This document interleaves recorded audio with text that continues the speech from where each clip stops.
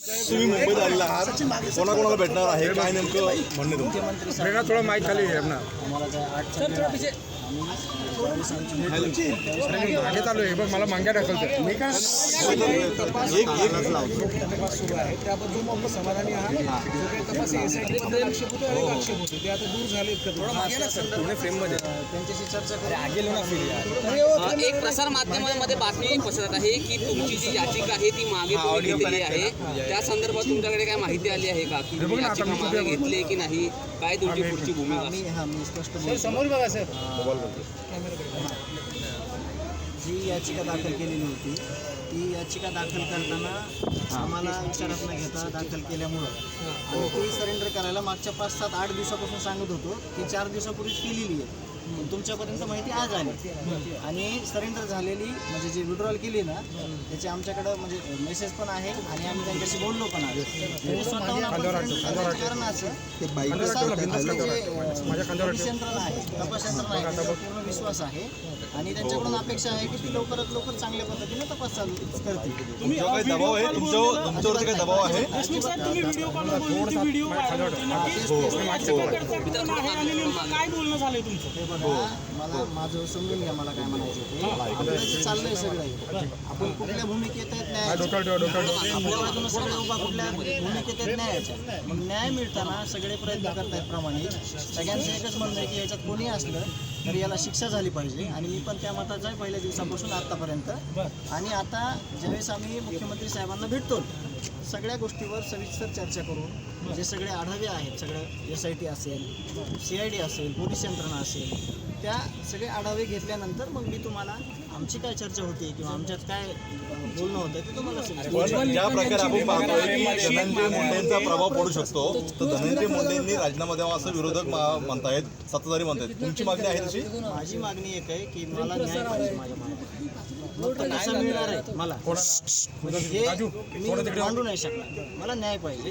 न्याय मिळताना मला ज्या काही अडचणी असतील मग तो सिस्टीमचा भाग आहे, तो प्रशासनाचा भाग आहे. मला कुठल्या बाजूनं ते न्याय देतात त्यावर मी पण नेत्यांचं म्हणणं असं आहे की जर धनंजय मुंडे मंत्री असतील, त्यांचा माणूस वाल्मिकीकरण आहे, ते न्याय मिळू शकत नाही, त्यामुळे त्यांना पदावरून दूर केलं पाहिजे. मग मी मुख्यमंत्री साहेबांना बोलेन की मी विनंती करेन त्यांना की सगळी ही चौकशी जी आहे ती निपक्षपातीपणे करण्यासाठी तुम्ही विशेष प्रयत्न करावे. आणि मी वेळोवेळी त्यांच्यावर विश्वास दाखवलेला आहे की ते चांगल्या पद्धतीने तपास यंत्रणा राबवायला सांगितलं. उज्ज्वल निकम यांची नेमणूक करावी अशी मागणी सातत्यानं होते. तुमची देखील तीच मागणी? ते चर्चा केल्यानंतर आपण म्हणजे आता सुरेशांना आहेत, आमदार सुरेशांना दास यांच्याशी आमची चर्चा होईल आणि आमची कौटुंबिक चर्चा होईल आणि त्यानंतर मग आपण इकडे येताना काय दबाव वगैरे की माघार घ्या वगैरे तसं काय? अजिबात नाही. कशाचा दबाव? आपण मागतोय काय? डे 1 पासून आपलं काय मागणी आहे? न्यायापेक्षा दुसरं आपण काय मागितलेलं तुम्ही जरी प्रसारमाध्यमांना बघितलंय का? आणि न्याय का मागायचा आहे तर ही घटना परत आपल्या महाराष्ट्रामध्ये घडली नाही पाहिजे. जे गुन्हेगार आहेत, जे हे संघटित गुन्हेगारींचं जाळं आहे, हे जे कुणी कारस्थान करणारे आहेत त्यांचा समूळ नायनाट झाला पाहिजे. याच्यासाठी आम्ही मागणी.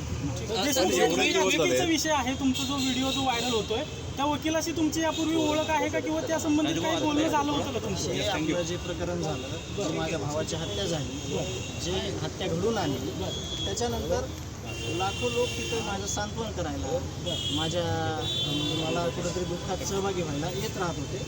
आणि ते एक वकील आहेत, वकिलांनी माझ्यासोबत चर्चा केली की आपण एक याचिका दाखल करू जेणेकरून कुठला दबाव आपल्यावर येणार नाही. त्यांच्याशी सहमत झालो. आम्ही बोललो की थोडं थांब, पिटिशन दाखल याचिका दाखल करण्याच्या अगोदर ते माझे साडू आहेत तर त्यांना मी सांगितलं की ह्यांना विश्वासात घ्या, त्यांना सांगा आणि दाखल करा. त्यांनी तसं न करता त्यांनी डायरेक्ट दाखल केले. म्हणून आम्ही त्यांना म्हणलो की कारण त्याच्यातले मुद्दे माहीत नाहीत आपल्याला. आणि आपला पहिलं पण बोललो मी तुम्हाला की आपला मुद्दा काय मेन आपल्याला न्याय पाहिजे. कुठल्या मार्गाने मिळणार आहे? बाकीचे कुठाने आपण उकरून मिळणार आहे का आपल्याला न्यायाच्या भूमिकेत जाताना जे पाहिजे न्यायासाठी ते मागणार. मग आपण त्याच्यावर अभ्यास नव्हता केलेला म्हणून त्यांना न विचारता त्यांनी याचिका दाखल केल्यामुळे आम्ही सरेंडर करायला सांगितलं मी स्वतः. आणि 4 दिवसापूर्वी करायला सांगितलेली 4 दिवसापूर्वी केली. जरी राजकारण होते का सगळ्या याच्यावर ज्या प्रकारे आरोप प्रत्यारोप होत आहेत न्याय मिळण्यापेक्षा?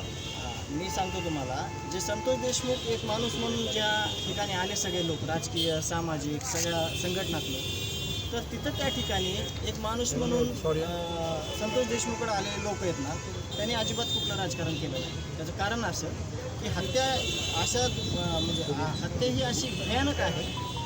घटनेला 1 महिना झालं, थोडाही म्हणजे सगळे जे सुन्न झालेले गाव परिसर आणि आपले सगळे लोक, तर ती इतकी भयानक आहे की म्हणजे जर कुठं चालू असेल प्रसार माध्यमांतर डेअरिंग नाही होत माझी ते बघायची कुठंतरी की ते कसं झालेलं आहे. खूप चुकीच्या पद्धतीनं ते झालेलं आहे आणि ह्याच्यात सगळे न्यायाच्या भूमिकेत आहेत आणि सगळे न्याय मागतात. येताना गाडीला अपघात झालेला आहे, काय नेमकं झालं? टोल नाक्यावर आम्ही थोडी स्पीड जास्त होती तिथं, म्हणजे स्पीड जास्त म्हणजे 50-60ची असेल, ते टेक्निकल काही इश्यू असेल त्याचा, त्याच्यामुळे बाकी दुसरं काय नाही. धनंजयजी, एकंदरीतच मुख्यमंत्र्यांकडून तुमच्या काय अपेक्षा आहेत? अपेक्षा पण व्यक्त केलेल्या आहेत आपण पहिल्या दिवशीपासून की त्यांनी आम्हाला विश्वस्त पण केलेलं आहे. अधिवेशनात पण सांगितलेलं आहे की कोणी असलं तरी सोडणार नाही. तर ह्याच अपेक्षा आहेत की पुढं पण आम्हाला न्याय मिळेपर्यंत सगळे तुम्ही सोबत राहिले पाहिजे. जे एकंदरीतच बीडमधले आका आहेत ते अस्तित्वात आहेत. आता जे एकंदरीत परिस्थिती बघता मुख्यमंत्री न्याय देतील असं वाटतंय तुम्हाला? मुख्यमंत्र्याला न्याय देणंच आहे, कारण का हा जो माझा भाऊ आहे तो माझा भाऊ एकट्यापुरता मर्यादित नाही राहिलेला. त्याचं जे कर्तृत्व होतं, त्याचं जे सगळं कार्यशैली होती आणि त्याचा जो परिचय होता, त्या परिचयानं तुम्ही सगळ्यांनी बघितलेलं आहे की त्या गावासाठी कसं वाहून घेतलेलं होतं त्यांनी आणि त्यामुळं त्यांना त्यात राहायचंच आहे. धनंजय मुंडेंच्या राजीनाम्याची मागणी करताय तुम्ही? झालं सर. परत मुख्यमंत्र्यांना तुम्ही भेटल्यानंतर बोलू. आणि मी सांगतो तुम्हाला पण माझी एक विनंती आहे की तुम्ही पण एक भाऊ आहेत सगळे माझे. न्याय संतोष अण्णाला कसा भेटेल माझ्या भावाला, आपल्या भावाला, त्यासाठी तुम्ही पण प्रयत्न करा.